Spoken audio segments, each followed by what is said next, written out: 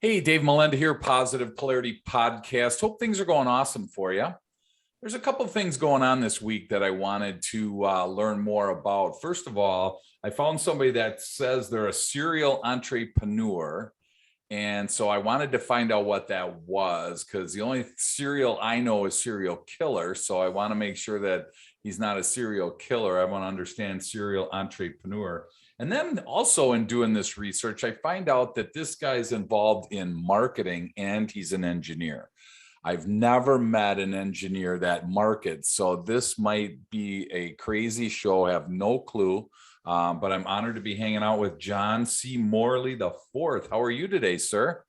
I'm doing very well, Dave. Thanks for inviting me. Absolutely. And you're the fourth generation John C. Morley. Is that accurate? That's correct. Oh. My dad is the third. Okay. My grandfather, rest his soul, he was the second, and my great grandfather was the first. Wow. Awesome. Well, thanks for hanging out with us. I want to start with the serial entrepreneur. I never heard that prior to making connection with you. So I want to make sure that everything's okay there in New Jersey, that you're not on the ledge or anything. You all good over there? We're fine. So serial entrepreneur, first, before I can tell you what that is, when somebody goes to start a business, they become, quote unquote, a business owner, which you and I have all heard the term business owner. And you might have heard the term entrepreneur before. That's probably something. And that basically means that somebody has passion. And so the difference between a business owner is that a business owner basically starts a business, has no clue what he or she is doing, and just kind of learns the ropes, but doesn't really have the passion because they're pulled away by all the other nomenclature and different subtleties that can really preclude them from making profits, but they're required to be in business. So the entrepreneur understands that spirit. And what he or she does is they're now able to run the business from a point of passion. They're not worrying about profit, even though that happens, but they're more concerned about passion and how they can deliver and how they can have fun every day. I always tell people I don't work one day of my life. I just get out and play. And a serial entrepreneur is not bad, it has nothing to do with killing or anything like that. It just means that you have started another company, at least one other company, or you've started a company to help an existing company. And that was actually my thing. I have about 3 or 4 companies right now. And the first company is an IT company that I started when I was in college. I was a junior. And it was a very simple company. It was called JCM and Son Associates. That's not our name anymore. And I wanted to help people. So I started this IT company that basically charged $10. That's right, $10 for me to help you out. Now, that wasn't per hour. That was just $10. Wow. So if I was there for 10 minutes or I was there for 5 hours, I was really getting the stick there.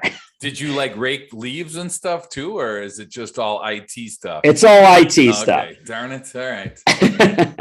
And then if you wanted to call me, it was $5, whether it was 5 minutes or 2 hours.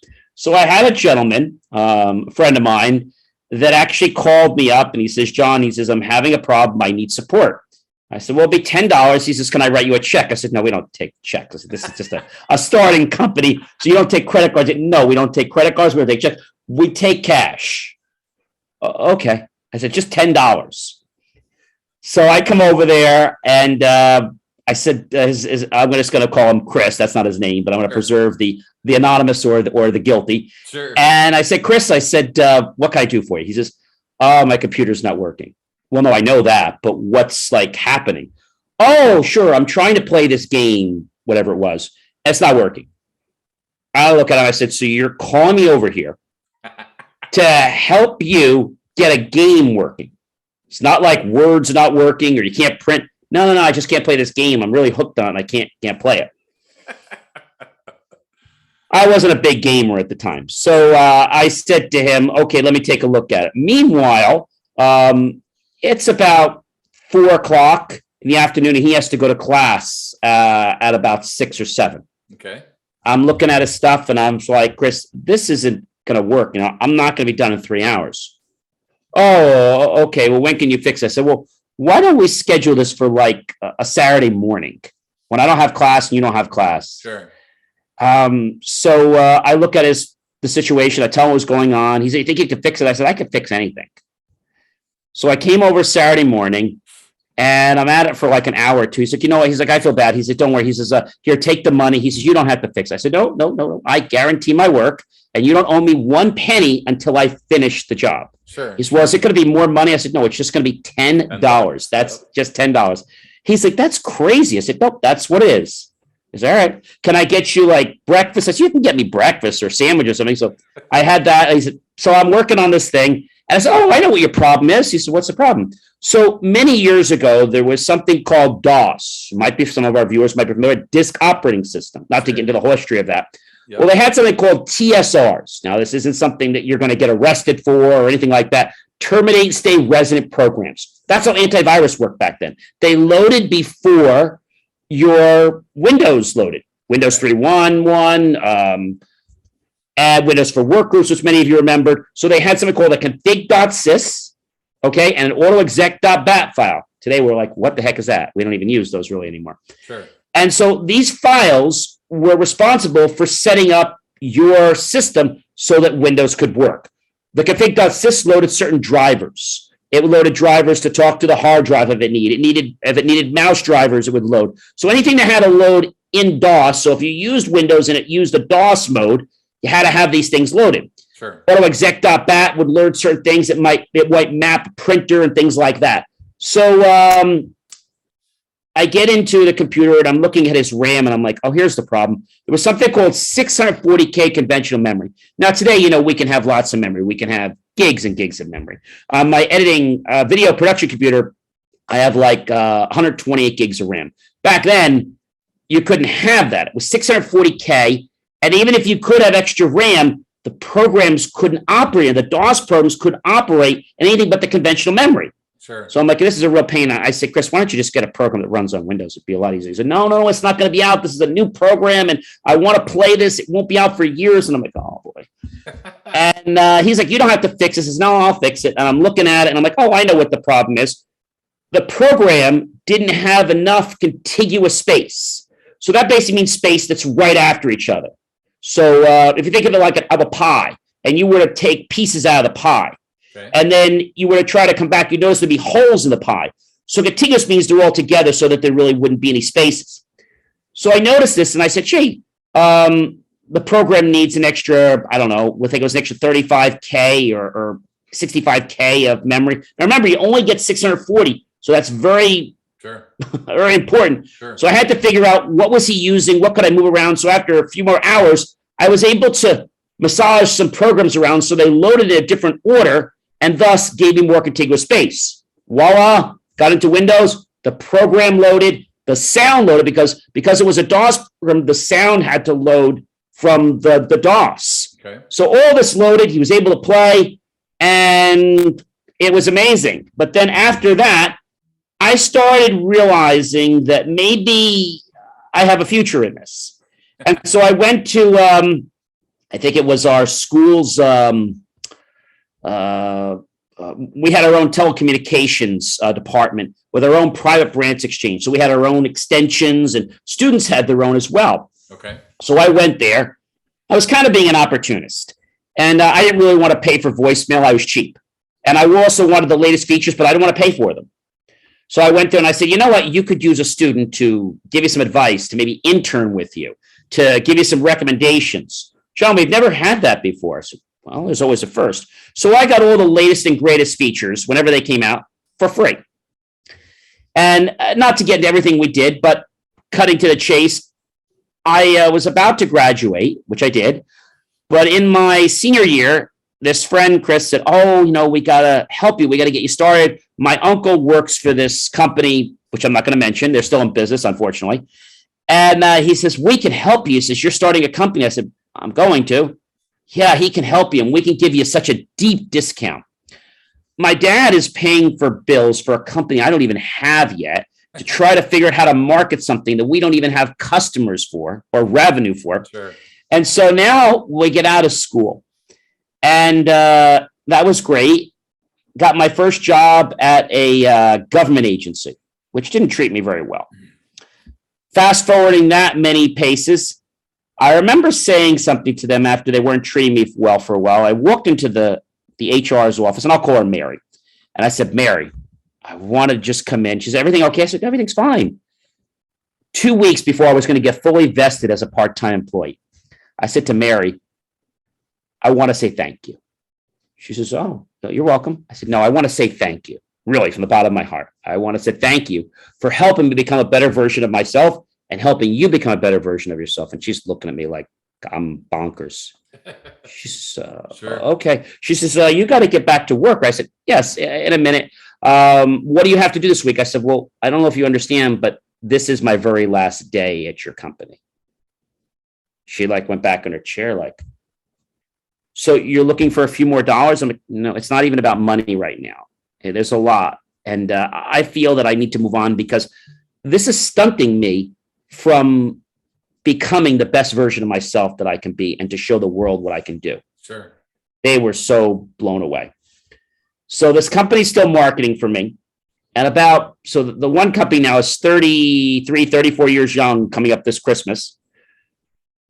And about 11 years ago, I said I had enough. We're spending all this money. We weren't getting results.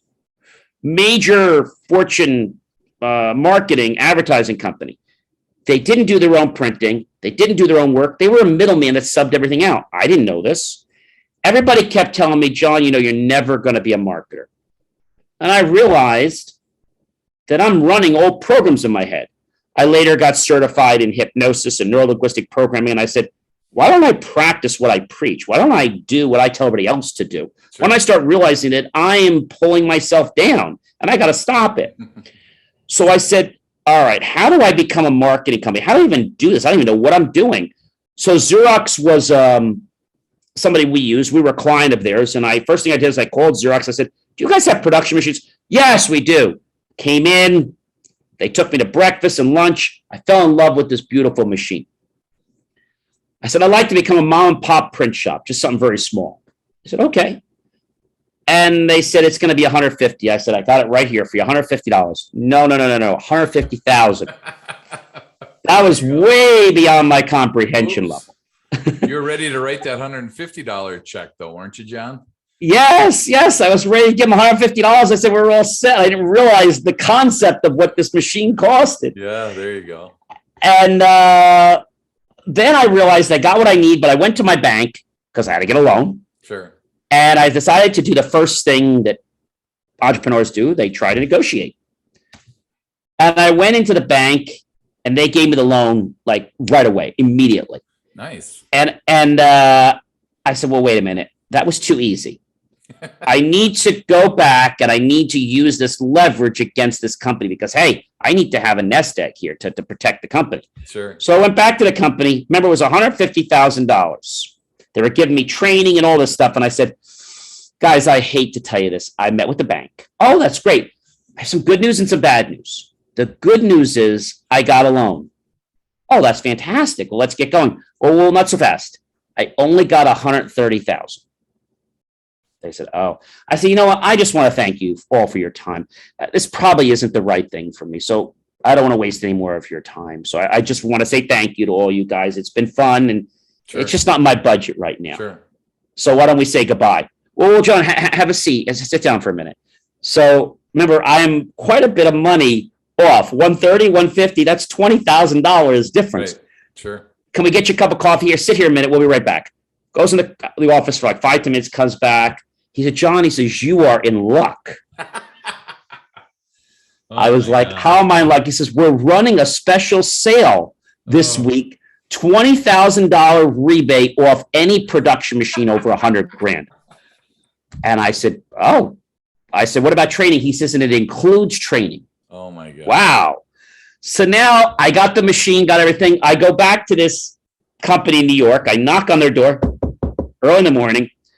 I go to see this guy. I'll make his name up. I'll call him Greg.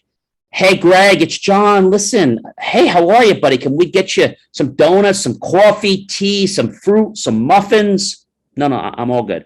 I just came in here because I wanted to say thank you. We had a great run, and we're done. John, give me a minute. I got to get some coffee. I'm not parsing everything you're saying. So just sit tight a minute. I know you're a morning person. I'm not. I got to get my coffee in my system because what you said didn't even make any sense to me. So let me get my coffee. And then he comes back, has his coffee. I said, what I said was we had a great run. Thank you very much. And we're done. Hold on a minute. Let me get Chris in here. He calls me. Let me get your sales account. He brings him here. How are you, John? Nice to see you. I said, nice to see you too. Listen, we got coffee, we got tea, we got bagels, we got donuts. You want some? I said, I'm all good, Chris. Listen, Sarah made those amazing Cinnabons you love. I said, I'm all good. I'm all good. Sure. Well, what's up, buddy? I said, well, I want to tell you something. He said, we want to tell you something too. Said, all right, what you want to tell me? I want to tell you that Sharon, myself, and 5 of the other guys spent all night. In fact, we didn't go to bed. We have the creme de la creme of marketing plans. And it's going to take your company to be a multi-billion-dollar corporation. Wow. And I'm standing there, and he's like, you want to see it? No. No. He almost died. I said, I want to tell you why I'm here today. I'm here to say thank you. We had a great run, and we're done. Let me be a little more clear because you guys aren't getting it. I'm trying to be polite. I met with the head boss here, who's your manager. Yeah. I'm meeting with you. I have just 5 minutes ago fired your boss. Maybe he didn't know it. I'm now firing you, and I'm firing the entire department. I'm firing the whole company. He goes silent on me. Bro, that's low. That's below the belt. He's like, you and I, we've been hanging since college. You know, yeah, I know my father's been paying for your services since I've been in college, and you've done nothing for me. Yeah. Well, what are you going to do? Like, you don't know marketing. You wouldn't know squat. I said, well, you're right. Yeah. But I'm going with a new company. Oh, you're not going with Joe across the street. He is horrible. He steals people's money. He doesn't even give them anything worthwhile. No, I'm not going to go with him. Well, you're not going to go with Tommy down the road because he's worse than we are. And his deadlines, he's always late. I said, no, I'm not going with either of those people. Oh, don't go with Fred across the bridge in New Jersey because he doesn't know what he's doing. He's lost so much business. I'm not going with Fred.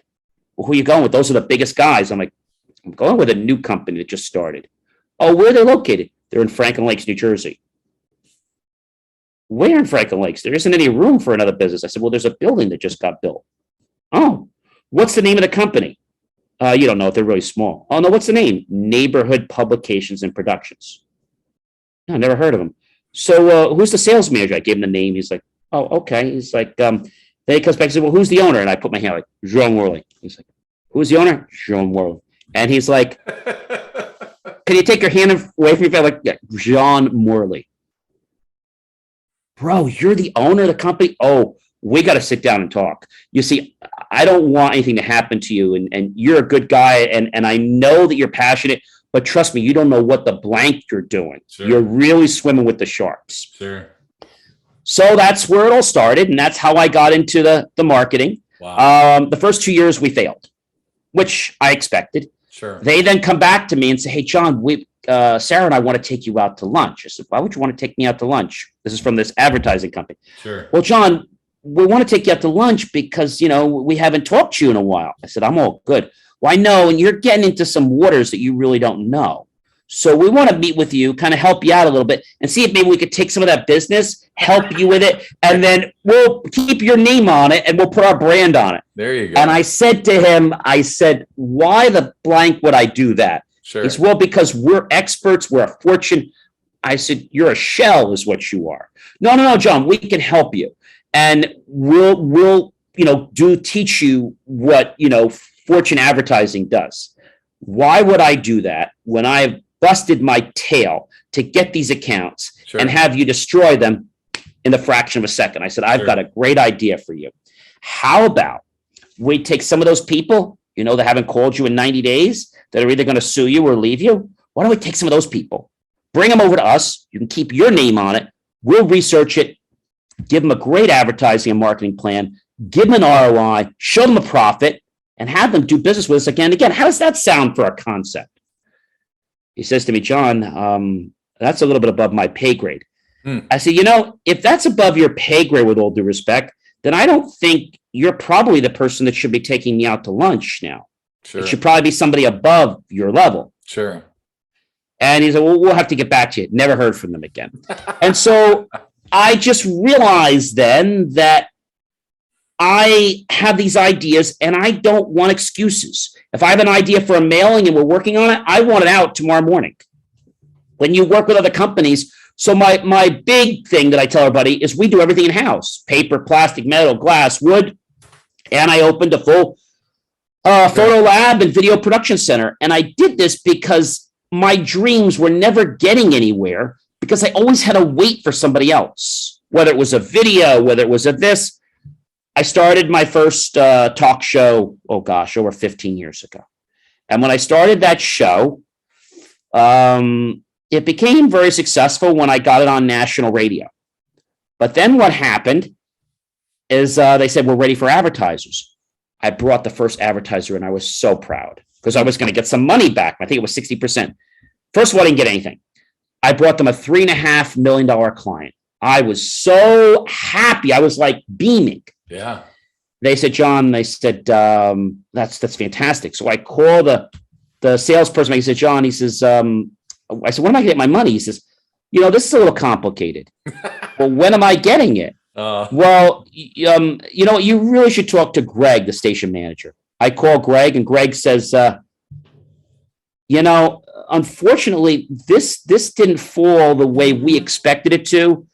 And I said, when am I getting my money? Well, you're really not, but you really should talk to Mark, who's the station owner. So now I talked to Mark. I said, Mark, what is going on? Sure. John, first of all, thank you so much. We appreciate the new client. $3.5 million was great. When am I getting my 60% or 40%? Well, you're not getting any of it. Why? Well, it's complicated. I said, just give it to me straight. Don't give me all this like hodgepodge.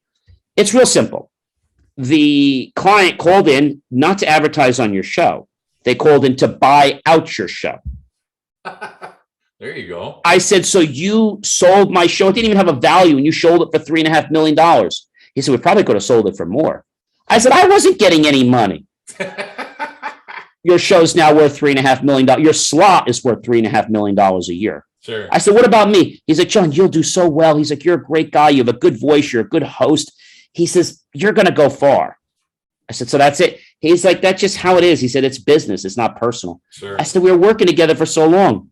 Several years ago, a friend of mine said to me, John, whatever happened to J More Tech Talk? I said, well, that ship sailed. We're not doing videos, motivation, nothing like that. Sure. He said, well, why not? I said, I just don't want to do that anymore.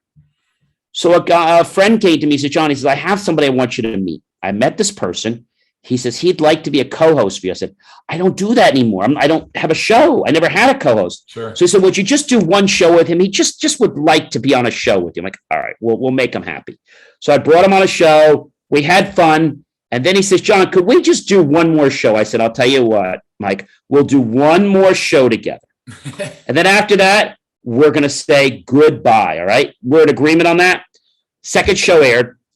After that show aired, he says to me, I said, we're ready to say goodbye, everyone. It's been a great, couple shows. He said, well, wait, John, wait a minute. I said, what do you mean, wait a minute? Well, this isn't going to be our life. I said, we agreed. No, we did agree, but that was before I had six guests lined up to be on your show. I said, I guess we're going to be on the air next week, and I guess we're going to keep growing. Wow. So we'll see you next Friday. And then I got into motivation, realized that I needed to take my craft and skill of video and helping people, which is why I started the motivational channel and a science channel, which everything I do is around a concept, but it always talks about the main thing I always share, which is we're all here for one reason in life, Dave, and that is to become a better version of ourselves and to help others become better versions of themselves. That's the only reason we're here. Sure. Wow. And that's where it kind of went. Sure. So are you doing the talk show now anymore? Absolutely. What's the name of it? So I have two talk shows. One is J More Tech Talk, which is a national talk show. We've interviewed celebrities. We just broke over 2,000 downloads on iHeartRadio about a week ago. Okay. We're on a mission to try to break 10,000 this year. And I launched a new show just this January called Inspirations for Your Life. Okay.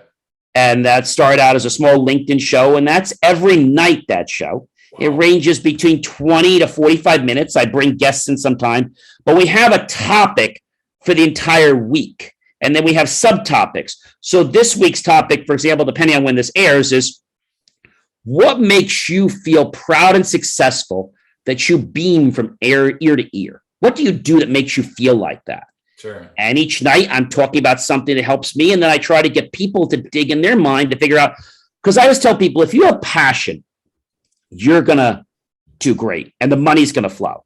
You got to have passion. If you're doing something because your parents want you to do it, or your relatives, or you saw something online, it's not going to work. Sure. So you've got to have passion, and you've got to deliver that with a purposeful intent. Well, and I think you bring up a bunch of great points in there. I mean, I wrote down passion or profit. And so it's interesting that, some people, I asked the question, are you doing what you love, or are you doing what you're good at? Because they may be the same. They may not be the same. And I don't think there's a right or wrong to it, John. I just think that people are probably more engaged and more content and more satisfied the more that they like what they're doing. I mean, we've all run into people that work 50 weeks a year for those 2 weeks of vacation. And, 2 weeks of vacation goes so fast, and before you know it, it's another 50 weeks. So, how does passion pay the bills, I guess, is kind of the question that I was trying to get to for you. So this is why when you start a podcast, you start a show, you always have to do something else, right? To be able to pay for food and things like that. You have to do something. Right. So I tell people, if you're working for a company, whether it's finance, whether it's customer service, keep that job, take that money. But when the opportunity arises and you have to make a risk, take that risk. Sure. Okay. And some people are like, I don't know if I want to take it. And if you're not ready to take that risk after you've had enough practice and you've been going, then this may not be for you. Sure. Because to be a podcast host, you have to believe in what you're talking about, as we both know. Right. You have to have a good rapport with people. And you have to realize that you do things to help others. So when I have guests on, one of the things I tell people is I read their book cover to cover. I don't know too many hosts that read the books cover to cover. Sure. I will never have a guest on if I don't read the full book. Even if the book is something I don't want to read, I'll read it cover to cover. I had a guest on not too long ago, a great guest, but the book was so hard. And I said to him, you're a great guest, but I'll be honest with you, your book was so difficult. Not that it was hard to read in sense of words or language. It was emotional. It was a book about people getting killed. And I said, it took me 6 months to read your book. He says, John, you're not the first person to tell me that. I said, don't take it personally. He says, no, I don't. He said, it's just a very hard topic. So I think when we talk about passion or profit and passion do come together at a certain point in time. You need to do your day job or do what you're doing and pay your bills. Sure. Then you need to be doing your passion. And you also need to realize you don't ever take a vacation from your passion. So my shows air every single day, even if I'm on vacation. Sure. That might be a little bit different. And I believe that some people are going to make excuses in life. I say that if you're not part of the solution, you're part of the problem. You see, you can't have, and I've coached lots of people that have started podcasts. I had a lady, again, not giving her name, very nice lady, but she kept telling me all the challenges she's having, and I'm going to call her Gloria. That's not her name. Gloria, I get you're having issues, but you're making so many excuses. You need to start committing and doing what you need to. Otherwise, why do you have a podcast? Sure. Well, I can make lots of money. I'm good, but you don't enjoy this. I hear you like you're always angry at your viewers because you're not making money. You can't do that. Sure. You got to love what you do. So it's interesting for the entrepreneurs and business owners that are listening. They're, most of them are probably so, caught up in their business. They're just focusing on paying the bills. They're focusing on all the, keeping the customer happy. and they're thinking, how do I possibly add more into my day? I mean, the serial part of the entrepreneur for you, where you have multiple things going on at once, I mean, is that more successful than a single venture, or is that just purely by choice for you? Or So that's a great question. The first thing I want to answer to that is the people that are starting businesses right now, whatever they're doing, they're business owners. They're not entrepreneurs. Okay. Yep. You don't become an entrepreneur until you're in business several years. Yep. But the difference between an entrepreneur and a serial entrepreneur, is it more profitable? So I think it depends on what you're doing, what specifically you're doing. Why did I become a serial entrepreneur? I was in a tech company that I love very, very much, and I still do that every day. That's a big company of ours. And we designed the security for Wall Street. And one of our slogans is, Wall Street trusts us with their IT and technology needs. Shouldn't you? Why did I start a marketing company? I was paying my money, my father's money, when I wasn't even in a company that was fully making profits. J.C. and Son, we got out of college. My friends kept saying, John, when are you going to come over and paint my house? I said, what do you mean? You're a paint company. I said, what? Change the name. And one night we decided, oh yeah, JMOR Connection. And it was funny. It was destined to be, because jmor.com, you can't get a 4-letter domain.com. Try. It's very hard. That domain was obviously at the peak of its time. Sure. So that was the right thing. There's something called synchronicities. And so the reason that I started the other company is that I was running into walls, Dave. I wanted to market. I wanted to print little stupid flyers. I wanted to do mailings. I wanted to print business cards, but I kept getting hung up in all the minutia. I wanted to get videos out there. Oh, it's going to be this. It's going to cost this. And these people didn't know what they're doing. And I realized, Dave, when you're working with a company that charges you deposit money based on where they take you for breakfast, lunch, or dinner. And I didn't tell you this yet, but let's say it was 100, 200, and 500. Those weren't the amounts. When I gave that company, let's just say, I told them I was going to send them a check for $100, and I sent them a check for $300. She called back and she said, and I'm going to make a name up here. I'll make a name up. Oh, hi, John. This is Marcia from Brian Marcialetti's office. Hi.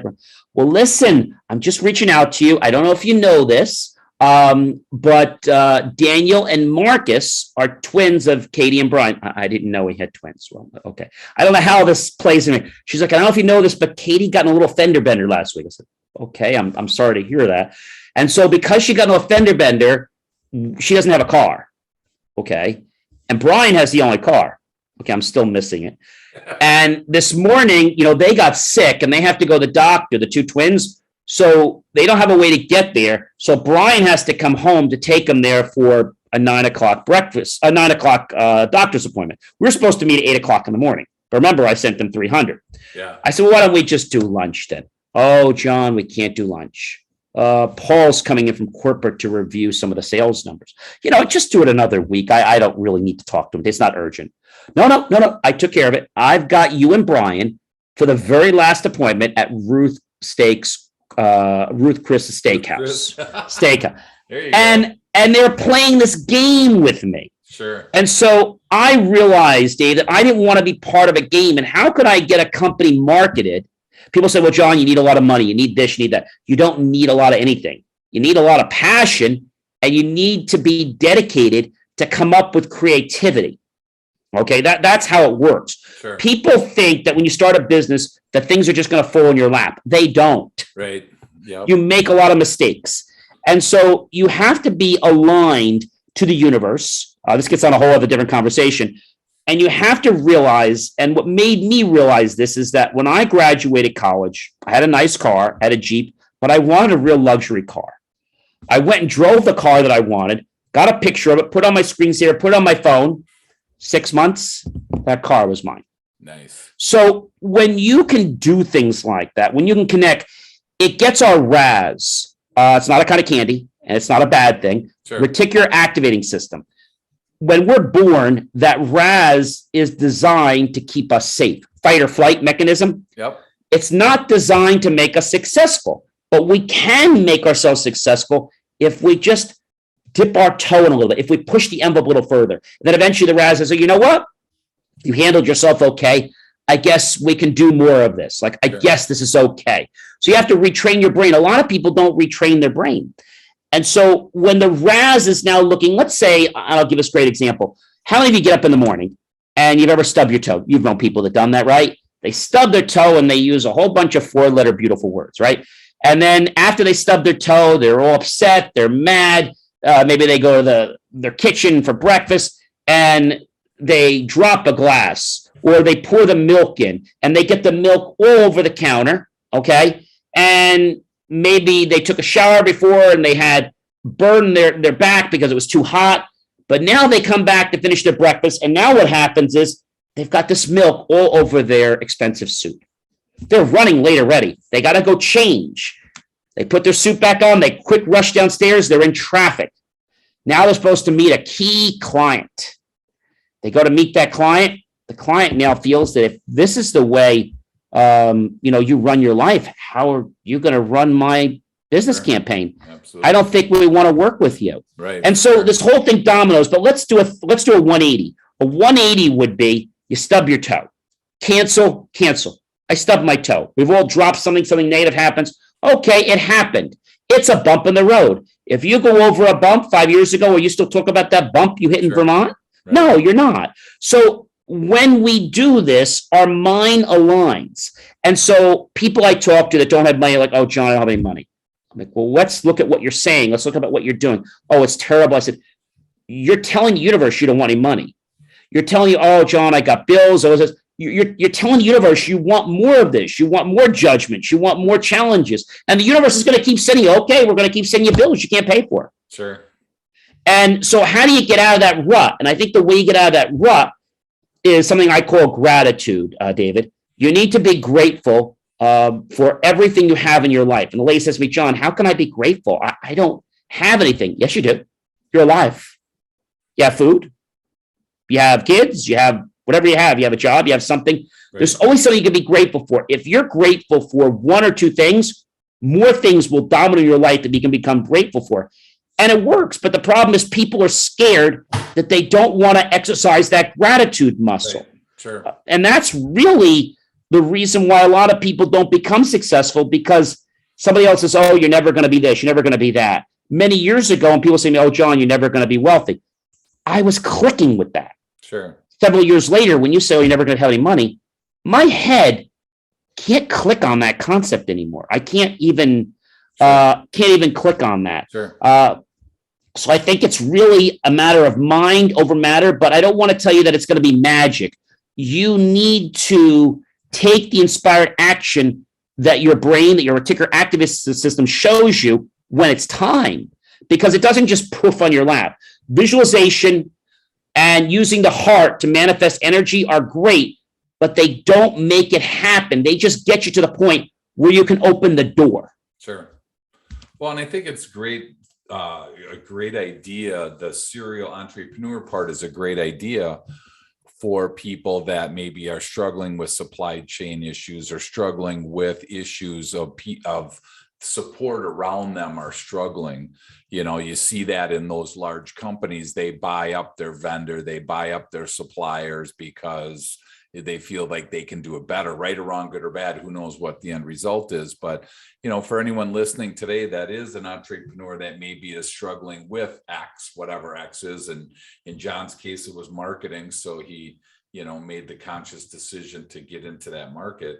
You know, I think that's an interesting perspective to look into if you're, you know, if you're listening right now and you feel like you're in that spot. So, but again, you got to like what you're doing. And, yes, you know, the weird thing is though, is kind of the wrench in that is I'm in San Diego, and I can tell you, if I absolutely love to sell snowmobiles, snow throwers, and shovels, I probably wouldn't do very well here. So, you know, that you got to have some, like, there's got to be some balance to the passion, I guess. I love the passion. It's totally an awesome thing.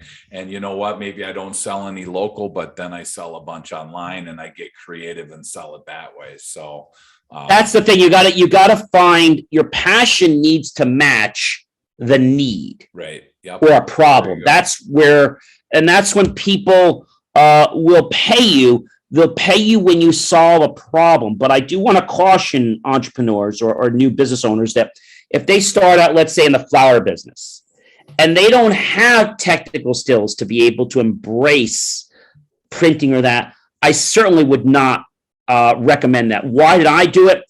I already knew the technology. I just didn't know printing. I knew how the machines work. So you have to make sure that you're getting into something that's not too outside your reach. I'm not saying you can't learn, but don't get into neuroscience if you're somebody who does landscape. It's not going to work. Right. Right. Well, selling baseball caps and doing clothing is something we do, but you see, they're related. Yep, not related. They're related. So science, absolutely. But that's the whole thing, is that when you start a business, figure out what you need. And I tried for years, David, to have people help me, but nobody could help me. And I said, why is it that everybody out there keeps trying to rip me off and they don't know what they're doing? Yeah. I want to allude to something really important. I was in Disney Institute many years ago, and I took some of the courses. Great thing. I want to share something. It's really remarkable. So Disney has a philosophy, and you learn this when you take one of their business courses. Sure. The courses are not $500. And the first thing that Disney has is they have something called being courteous. Okay. So that's the first rule. They have another rule after being courteous. Okay. They have something, basically they have a rule that talks about safety. Okay. So you have safety and you have being courteous, right? So let's take a look at those two. So safety and courteous. And then they have another rule after courteous. Well, so we'll see how these fit in just a minute. They have something called a good show. Okay. They call it good show. And they have a last one called efficiency. All right. In most businesses, we would always think that, we want to be courteous at all times. Okay. The only time they will not be courteous to you, and it makes sense, if it's a safety issue. Yep. The only time. Now, we got those hammered out. They would rather have a good show and use more product than be efficient. So that model wouldn't work for your business and my business, because we want to have the best efficiency, right? Sure. We're not in a firework business. Sure. Yep. And, I think understanding how they do business is really important. And another important key thing I learned from, we both know, Dale Carnegie. Took many of his courses and read his books and his tapes. And he says two important things. And when I share this with people, they're like, that's wacky. I'm like, if you can embrace Dale Carnegie, you'll be successful. He says two things. He says a lot of things, but there's two important things. One is get to know somebody's name properly and say it correctly. If you don't know their name, I make a little joke of it. I don't know where to start. That sounds like it could be a beautiful name. Would you help me out? I don't want to botch it up. Sure. And they'll say it, and I'll say, am I saying it correctly? And they'll be impressed. And what you also want to do is realize there's two radio stations. WIIFM, what's in it for me? And WIIFU, what's in it for you? You want to be listening to WIIFU first. So you want to become genuinely interested in the other person. Forget about me. I don't matter. Listen to them. Sure. Learn about their story. Yep. If it's talking to them, maybe you're at a networking event. I always say to people, don't ever put a business card out to somebody until you get permission. You meet the person, you get the names correct. And now they might say, don't talk while you're there, or the food. That's kind of, cursory. They might, or say, what do you do for a living? You might say something like, I grew, did you grow up in this town, or where'd you grow up? And they'll say, and you want to lead to that. And then after you lead to that, they could say, gee, well, what did you study in college? And how did you get into your field? Oh, I'm in electrical this, or I'm in market. Well, how'd you get into that field? And so when you start to just throw these little things and you let them share their story, first, they're not going to stop. And the other thing is that you're going to hear them. And at the very end, they're like, oh, and what do you do? and so that's the whole thing. People like it when they can let their story be known. Sure. Yeah. But if you do that with a malicious intent or a purpose to try to trick them or connive them, it's going to backfire. So you have to have that genuine interest to want to get to know someone, not so you can push a plug and try to sell them, but so that you can really have an interest dialogue and build a relationship. Yep. Well, and I tell you what, isn't it funny when you run into those people at networking events? I've had this where, they give you like a 1/2-inch stack of their cards and, never met them before. And it's so weird that, they sell whatever. I'm going to use insurance just because it came to my mind. And the expectation that this individual has is I have like this 20-year deal, with my current insurance agent, Noam, and blah, blah, blah. I'm supposed to, because I was at a networking event for some, group that I may or may not even be involved with. I have to stop my 20-year relationship and then buy from you, number one. And number two, now I have to go out and hand out all your cards, in addition to, all my jobs and all my life that I have to do. So when do you send a bill out for that? Like, when do you invoice them for that? So I tell people I have two pockets, David. Sure. Many years ago, I used to go to a lot of networking events because I believed that was where everything was. I later learned that they're more into different type of events that I actually run. I'm actually president of my chamber, a 501c3, and I put on what I call C-level executive events. Sure. I don't want events. My typical event starts at $70 to $250. Sure. Why do I do that? I do that because I want a different type of title coming to my event. Right. I don't want those people that just got out of school, with all due respect to them. Right. Yep. So their game is how many cards we hand out. The more we get, the merrier we are. That's not my philosophy. I want quality behind the card. Right. So I was on a boat, 3-level boat. They're all drinking, having food. I don't really care about the food. And so I have 2 cards. I'm talking to you. Guy comes up to me and says, hey, yeah, I know you're talking. Sorry. Can you just put your card in my pocket? We'll talk later. I said, excuse me, I'm kind of talking to David right now. Well, just put it in your pocket. Sure, I'll do that. I'm going to take your card. Yeah. I'm going to put it over here in my left pocket. Yeah. Okay. But if you wait till I finish my conversation with him, I'll put it in my right pocket. I don't care. Well, you should. Because when I get off the boat, there's other people in this left pocket. They're going in the trash when I walk off the boat. Yep. Hey, look at me I'm like, you feel so entitled. And I think, David, they should teach how to network before people graduate. Oh my God. Because they just don't get it. When people come to my event, I say, look, I know you've never been to one of my events before, but there are some rules, okay? First rule is you're not going to put anybody on an email blast or any kind of constant list or anything like that. You're not going to do that. Yeah. You're not going to you're not going to call anybody either. You are going to reach out to them on social media if it's okay. If they've given you their card, fine, but you're not going to just throw business cards at people. If I catch you doing that, I'm going to come over, I'm going to tap you on the shoulder and say, you remember what we talked about here when you signed up, number 3? Okay, you just violated that rule, so no problem. But you do it again, we're going to ask you to leave and never come back to an event. You're going to get punched right in the throat. So they do it again, and they get all nasty. Say, you know what I'm going to do for you? I know you're a little upset.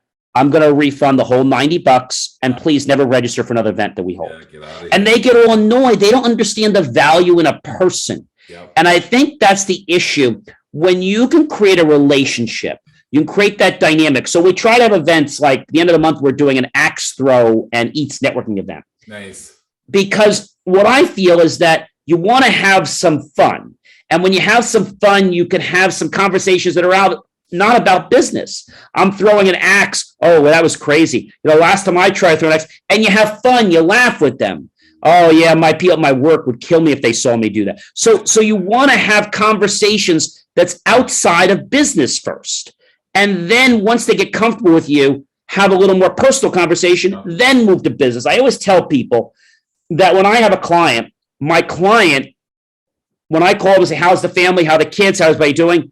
When I call and they say everybody's good and they move on to business, now I know it's okay to talk business. But when I call, oh, you're always talking about this, or I go to somebody's office like, oh, wow, you were a 2-time champion with your daughter. That's amazing. When did that happen? Yeah. And they realize that I'm genuine. But so many people out there, they're just trying to, how can I say, skin something a certain way. And so people that do that, I call these people the card hustlers. Sure. Yeah. They're trying to hustle the card, and now you get them digitally. They try to, can I push a card to you? No. Yeah. And so now we're doing it that way. But if you go to a networking event, I try to figure out, well, who can I refer David to? If I'm going somewhere, I met somebody that's this, I think this might be a good connection for you. Sure. Yeah. And I think that's what it's about. But too many people are about, well, gee, what can you do for me? What are you going to buy for me today? Nobody should be asking anybody for business at that event. It should be just getting to know each other. Absolutely. And I think the same thing happens online. I mean, you see it on LinkedIn as well. I've been a master LinkedIn person for years. They all send you a request to connect, right? Yeah. You don't even know them. Hey, Dave, saw your profile. I thought it'd be great to add you to my network. Who are you? So why did you think we'd be a great connection? Oh, it just sounded like we had a lot of interesting common things. What was common between my profile and yours? Oh, just so many things. That level, they won't even respond back. They're done, right? They're done. And what I often do is I made a video for these people. I'm like, hey, I thought it was so great. I was so touched that you took the time to want to connect with me. I want to share a video that I made to tell you about people I don't like to connect with and how I want to build value. There you go. That's awesome. Well, there's been a ton of good stuff here, John. Thank you so much for hanging out. If people want to learn more about you, if something that you said today resonated with them and they want to reach out, what's the best way for people to connect with you, John? So the best way is, what I do always keeps evolving. So I always recommend people to go to my link tree. Now that's not link TREE. That's link LINK TR.EE. And then after that, you're just going to put in JOHNCMORLEY, serial entrepreneur, SERIALENTREPRENEUR. And when you go to that page, you're going to see lots of the other channels that I run, my other shows, the chamber, and you're going to get a lot of free content. But what I want to leave you with is really important, and that is this. Lots of people put content out there to try to help people. And I think that's great. And it's kudos. Sure. What I try to do that's just a little bit, I'd say just a little bit different, is I take a concept that we have, I make it fun and I relate to your life. Like in science, I did something where we showed indivisible ink. And you're like, well, that's cool. And I'm like, you're right. And that's why someday you never should lie to people, because Mr. or Mrs. Grape Juice will be invited to that party that you didn't know they were coming to, and they'll expose you for the true liar that you're. People laugh at that. Sure. So we remember things that are funny. Absolutely. And interesting. Awesome. Cool. Well, thank you so much. Great information, great advice. Talked a lot about passions, talked a lot about entrepreneurs, talked about Disney. I mean, oh my gosh, we just covered the gamut. So again, if you're listening today and something resonated with you, I would encourage you to find John. There's a few John Morleys, so make sure it's John C. Morley the fourth on LinkedIn. So you don't. The link tree will help you find the right one, because my profile's there, my groups are there, and I have a new book coming out in 4 months. 25 gifts of inspiration to change your life and everyone else in it. So that'll be on my link tree once it releases. Awesome. Well, thank you so much for the information, and I look forward to learning more from you in the future. Thank you so much, David. It was a pleasure. Thank you for inviting me.